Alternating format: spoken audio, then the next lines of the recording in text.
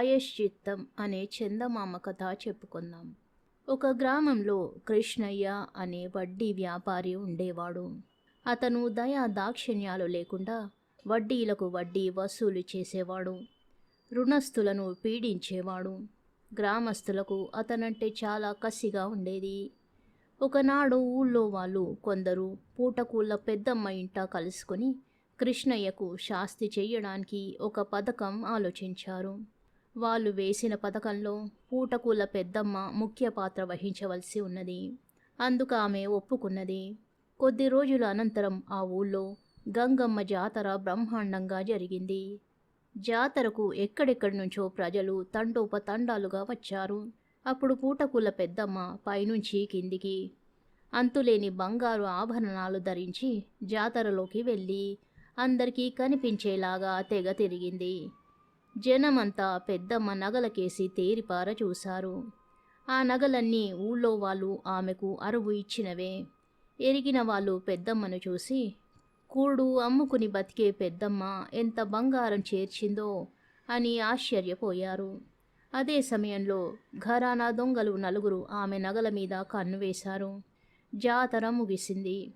ఆ రాత్రి దొంగలు నలుగురు పెద్దమ్మ ఇంట్లో ప్రవేశించి పెద్దమ్మ పీక పట్టుకొని, గంగమ్మ జాతరలో వేసుకు తిరిగిన నీ నగలన్నీ ఎక్కడ దాచావు చెప్పు, లేకపోతే గొంతు పిసికి చంపేస్తామన్నారు. పెద్దమ్మ వణికిపోతూ, నాయన్లారా, ఇల్లు భద్రం లేదని నా నగలన్నీ షావుకారు కృష్ణయ్య ఇంట్లో దాచుకుంటాను. ఎప్పుడన్నా పండుగలు పబ్బాలు వచ్చినప్పుడు తీసి పెట్టుకుంటాను. తిరిగి మళ్ళీ ఆయన ఇంట్లోనే పెట్టేస్తూ ఉంటాను నాయనా అన్నది. ఇప్పుడే వెళ్ళి షావుకారు ఇల్లు గాలిస్తాం. అక్కడ నగలు లేకపోయాయో నిన్ను ప్రాణాలతో వదలం జాగ్రత్త అని దొంగలు పెద్దమ్మను బెదిరించి ఆమెను బంధించి నోట్లో గుడ్డలు కుక్కి అప్పుడే కృష్ణయ్య ఇంటికి వెళ్ళారు. దొంగలను చూడగానే కృష్ణయ్య కొయ్యబారిపోయి కూలబడ్డాడు. దొంగలు ఆయనను ఇనపెట్టె వద్దకు తీసుకుపోయి దాన్ని తెరవమన్నారు.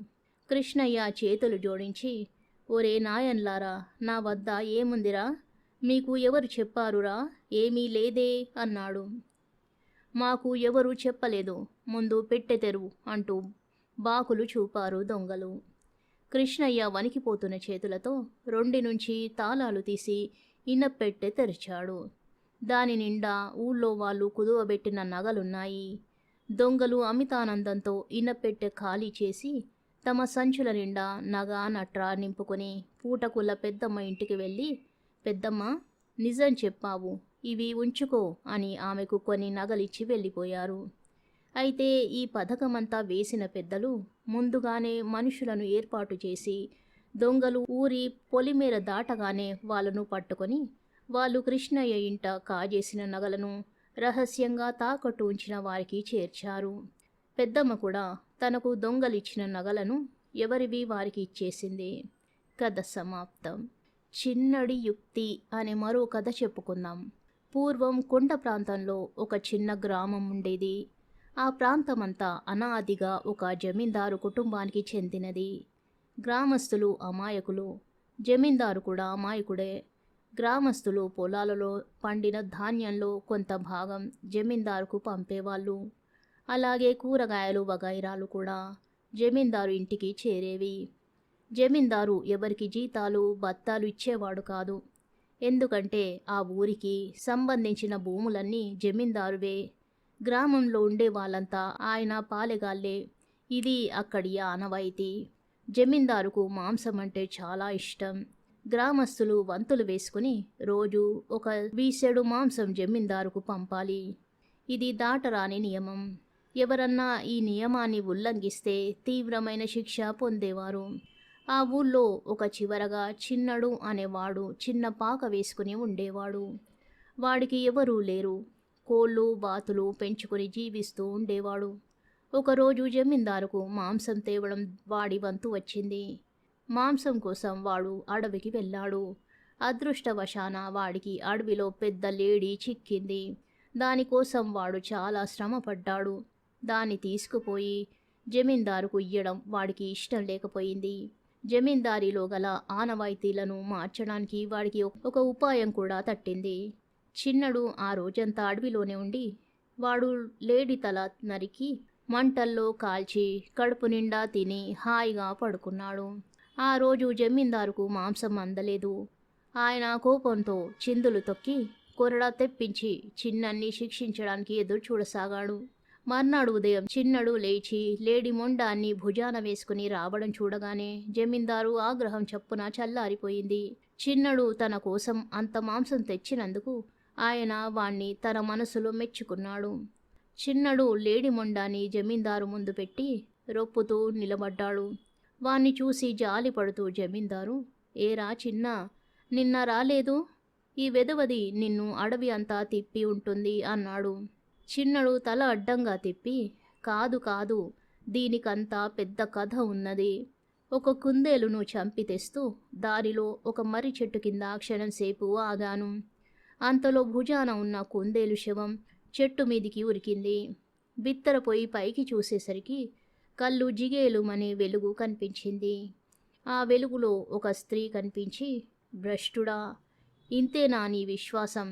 జమీందారంటే ఎవరనుకుంటున్నావు? మీ పాలిటి దేవుడు. మీరు ఉండే భూమి, తినే తిండి, తాగే నీరు, పీల్చే గాలి జమీందారు గారివి. అలాంటి వాడి రుణం తీర్చుకునేటందుకు నువ్వు ఈ చిన్న కుందేలును తీసుకుపోతున్నావా? ఇలా చేసే వాళ్ళను ఈ లోకంలో ఉంచను. ఈ మాట అందరికీ చెప్పు అన్నది. అంతదాకా ఎందుకు? మొన్న చచ్చిన గంగరాజు గేదె పాలు మీకు పంపించకుండా తాగినందుకు ఈ దేవతే చంపిందట. తన పాదును కాసే పొట్లకాయలు రహస్యంగా కొరుక్కు తిన్నందుకే సంగులు మంచాన పడ్డాడట. వెధవలు ఇంకా దొంగ వేషాలు వేశారో దేవతే చూసుకుంటుంది. నేను వెంటనే తిరిగి అడవిలోకి వెళ్ళి ఈ లేడిని తెచ్చాను. దేవత నన్ను చూసి మెచ్చుకుని దాని తల అయ్యమన్నది. ఇచ్చేశాను అని కథ అల్లి చెప్పాడు. జమీందారు పరమానంద భరితుడై చిన్నన్ని చాలా దయగా చూసి దేవత వార్త తెచ్చినందుకు వాణ్ణి తెగ మెచ్చుకున్నాడు. ఈ వార్త ఊరంతా పుక్కింది. గ్రామస్తులు జమీందారుకు ఎప్పటికన్నా ఎక్కువగా కానుకలు అందించసాగారు. వాళ్లకు దేవత భయం పట్టుకున్నది. చిన్నడు గొప్పవాడయ్యాడు. వాడికి జమీందారు సేవతోనే సరిపోతున్నది. తన గుడిసెకు వెళ్ళడం మానేశాడు. జమీందారు ఒకరోజు చిన్నడికి 2 కోడి పుంజులిచ్చి దేవతకు బలిపెట్టి రమ్మన్నాడు. వాడు అడవిలోకి వెళ్ళి 2 పుంజులను కాల్చుకు తిని మర్నాడు తిరిగి వచ్చాడు. దేవత ఏమైనా చెప్పిందా అని జమీందారు చిన్నన్ని అడిగాడు. దేవత మీ భక్తికి మెచ్చుకున్నది. ఇక్కడే ఉండిపోతానని తన కోసం ఒక ఆలయం కట్టించమని అన్నది.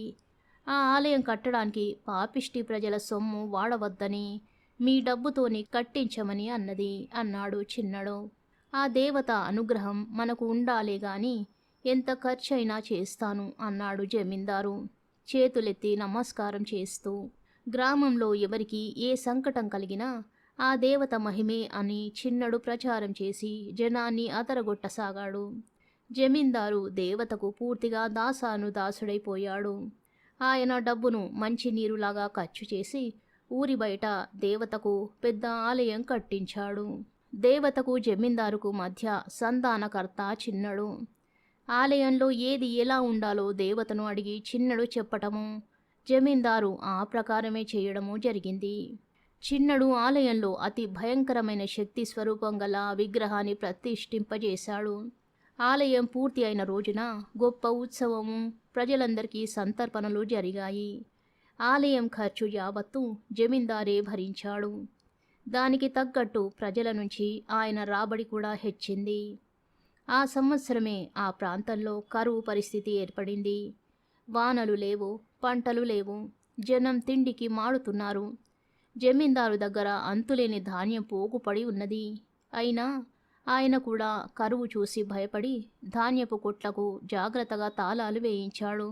ఒకరోజు ఉదయం చిన్నడు చిరిగిపోయిన బట్టలతో మట్టి కొట్టుకుని కుంటుకుంటూ ముక్కుతూ మూలుగుతూ జమీందారు వద్దకు వచ్చాడు. జమీందారు వాణ్ణి చూసి, నీకేమైందిరా చిన్నడు అని అడిగాడు. దేవత అంటున్నది, ఈ ఊళ్ళో ఒక్కడు కూడా ఆకలితో చావకూడదట అన్నాడు చిన్నడు. అందుకు మనం ఏం చెయ్యాలిట అని జమీందారు అడిగాడు. వెంటనే అందరికీ గింజలు పంచాలట అన్నాడు చిన్నడు. అలా చెయ్యకపోతే ఏమవుతుంది అని జమీందారు ఆతురతగా అడిగాడు. ఊరు కాలి బూడిద అవుతుందట అన్నాడు చిన్నడు. ధాన్యపు కొట్లు కూడా తగలబడిపోతాయేమో. ఒరే చిన్నడు, ఎందుకైనా మంచిది, దేవత చెప్పినట్టు చేద్దాం అన్నాడు జమీందారు. మీరు ఊరుకోండి, ఆ దేవతవన్నీ ఉత్త బెదిరింపులేను. ఆ మాట ఆవిడతోనే అన్నాను. జమీందారు గారు ఎంతో కాలంగా చేర్చిపెట్టిన ధనధాన్యాలు ఊరి మీద గుప్పించడమా అన్నందుకు నా గొంతు పిసికింది. మీరూరుకోండి, ఏం చేస్తుందో చూద్దాం అన్నాడు చిన్నడు. జమీందారు గుండె దడదడలాడుతున్నది. ఇంతలోనే దూరంగా పొగలేచింది. ఇల్లు అంటుకుంటున్నది. అది చూడగానే జమీందారు చిన్నడితో, నీకేమైనా బుద్ధి ఉందిరా? దేవత అంటే ఏమిటనుకున్నావు? ఇవిగో ఈ తాళపు చెవులు తీసుకుపోయి ధాన్యం కొట్లు తెరిచి అందరికీ పంచు అన్నాడు. చిన్నడు ఏదో చెప్పబోతే ఆయన, నువ్వు నాకేం చెప్పనక్కర్లేదు వెళ్ళు అని వాణ్ణి తరిమాడు. చిన్నడు పన్నిన యుక్తితో గ్రామస్తులు కరువు నుంచి క్షేమంగా బయటపడ్డారు. జమీందారు బతికి ఉన్నంతకాలము ప్రజలు తప్పు చేస్తే శిక్షించే భారం దేవతకే వదిలేసి తానుగా ఎవరినీ శిక్షించలేదు. ప్రజలు కూడా దేవతకు భయపడి తాము కష్టపడి పనిచేసి ఆనవాయితీని చక్కగా అమలు జరిపారు. జమీందారు మంచివాడు అనిపించుకుంటూ మరింతగా వారి నుంచి లాభం పొందాడు. కథ సమాప్తం. శుభం.